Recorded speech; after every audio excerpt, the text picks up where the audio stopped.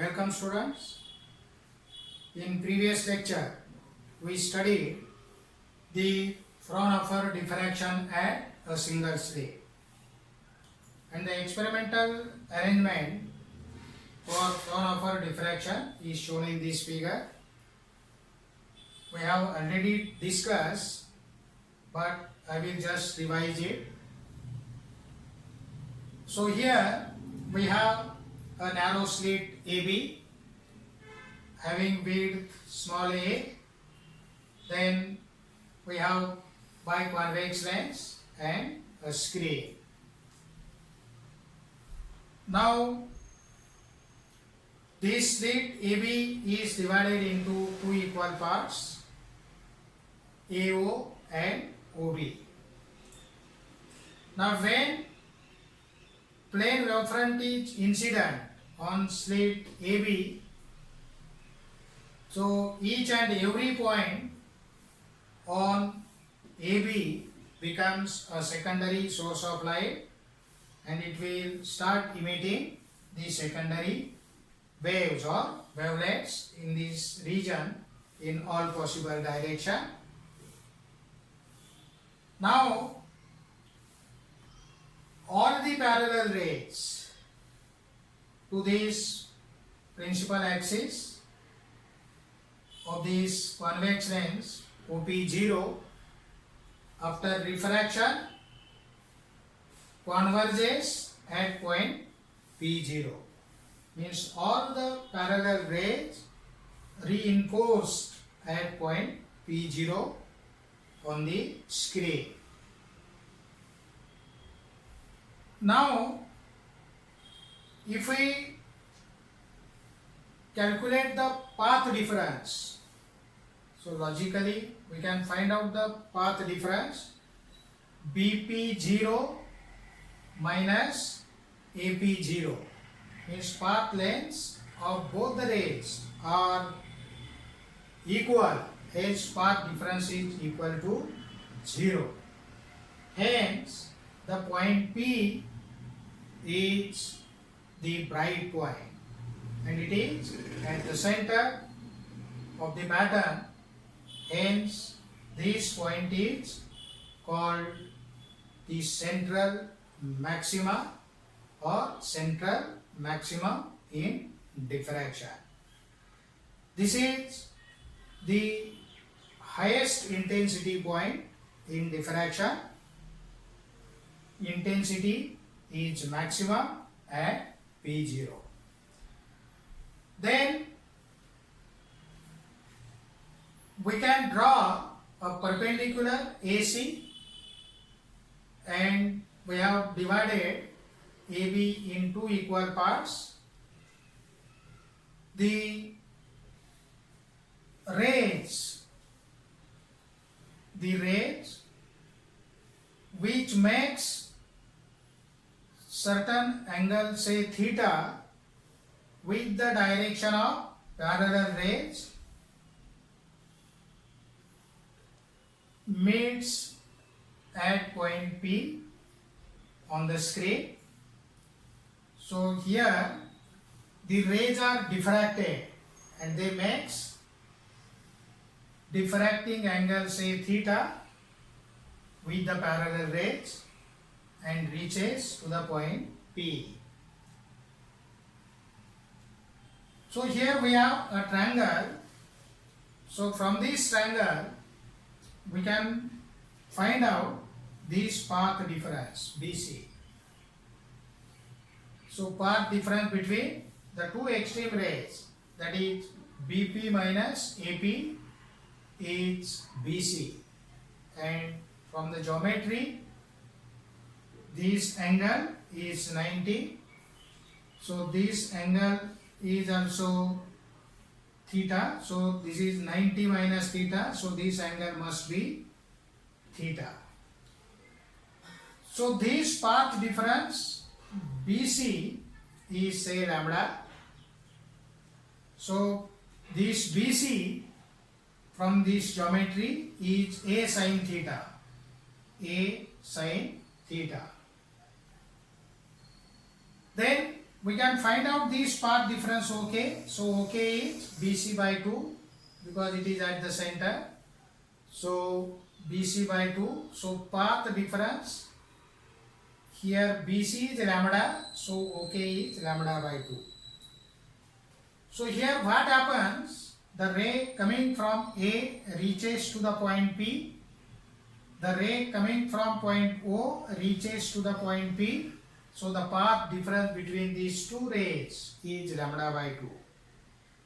And according to the condition, when the path difference between these two rays is lambda by 2, so that point is a dark point. That is the destructive interference point. Similarly, the path difference between the ray OP and BP is also lambda by 2. Hence, point is dark point. So this is the dark point. But in diffraction, we call that point as the minima. So the location of minima in diffraction pattern is at point P. So this is the zero intensity point. Now we have seen last time the condition for the minima. So for nth minima, the path difference between the two extreme rays is A sin theta is equal to plus or minus n lambda. Similarly, today we have to obtain the condition for the maxima, secondary maxima. So here from the geometry we have this angle theta, so that angle is very small and it is expressed in radian. Then we can find out the value of this angle theta. So this distance y, so what is y? So y is the distance of the dark point which is situated at point P from the central point P0. So we can find out the value of sin theta. So sin theta is equal to y upon d, where d is the distance between the slit and the screen, and it is greater distance as compared to the slit with A, and that capital D is approximately equal to the focal length of this convex lens.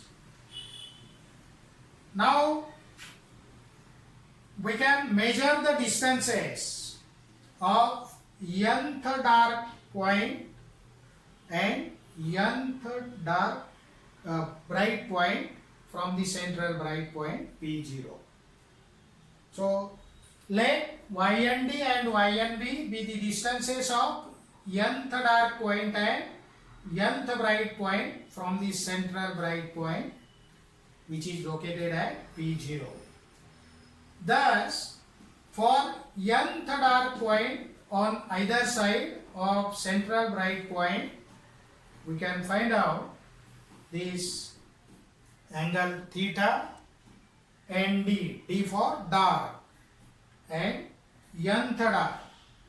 Therefore, theta ND is equal to YND upon capital D, which is equal to n lambda upon A. Rearrange the term, we get YND is equal to n lambda D upon A. Now this is equal to NW, where W is equal to lambda D upon A. Similarly, for nth bright point on either side, upper side, theta NB. NB means nth bright point which is nearly equal to YNB upon D, that is equal to N plus half lambda upon A. Then rearranging, we get YNB is equal to N plus half lambda D upon A, that is equal to N plus half into W. W is lambda D upon A. Now we can obtain the condition for the secondary maxima. So for that we have to draw one diagram in which we can divide the slit. This slit is divided into three equal parts. For the first secondary maxima, we can divide the slit width AB in three equal parts. So path difference, we can find out the path difference. So say this path difference is BC, and that is 3 lambda by 2. So this path difference is lambda, and this is lambda by 2. Now if you consider the region AD and D, the waves coming from each and every point on region AD will have the symmetric points on DE, and the rays or waves coming from that point, symmetric points, reaches to the point P on the screen. So what will happen? These two rays or two waves, when reaches at point P, the path difference between them is lambda by 2, hence there is a destruction.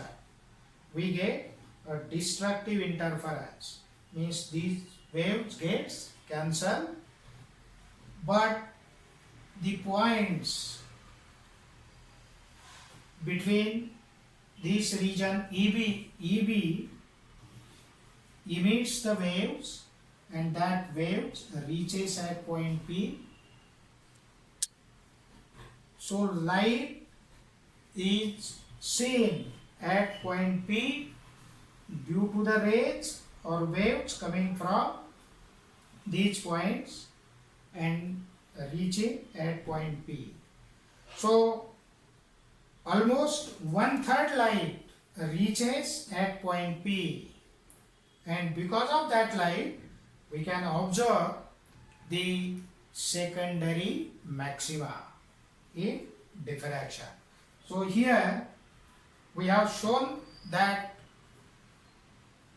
secondary maxima and minima in this graph. So this is the graph of intensity against the angle theta. So here we have this portion. So this is the maximum peak portion.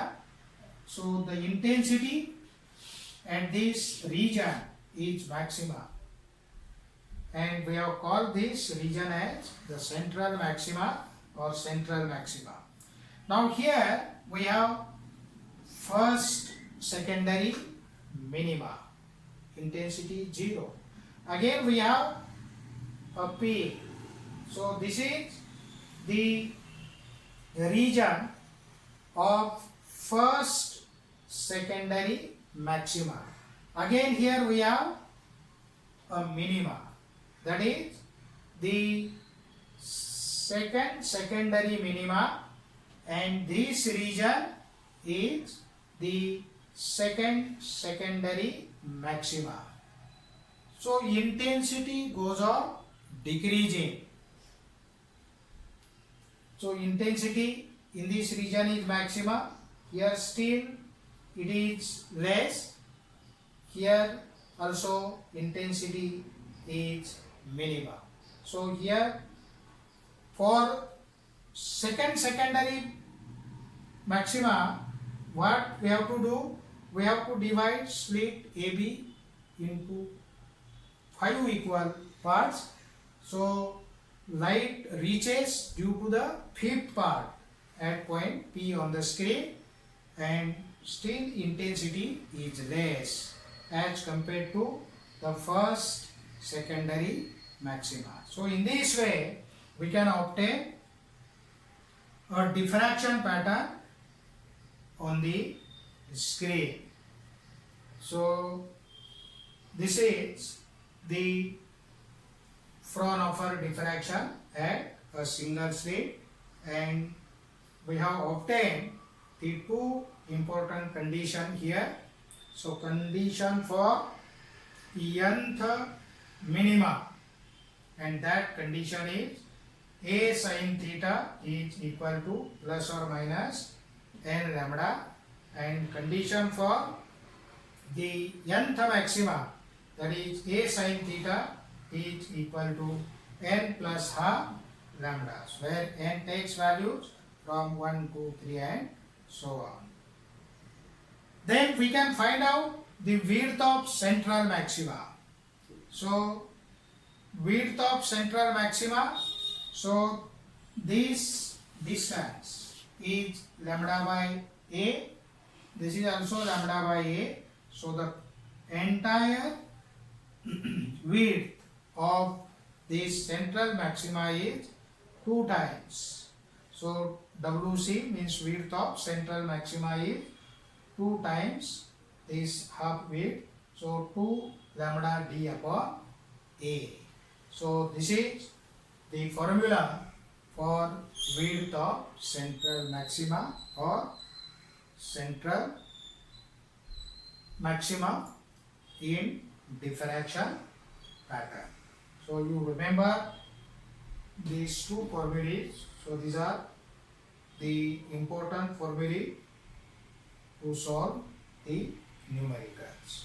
So in next lecture we will discuss about the comparison between the Young's double slit interference pattern and the Fraunhofer diffraction pattern.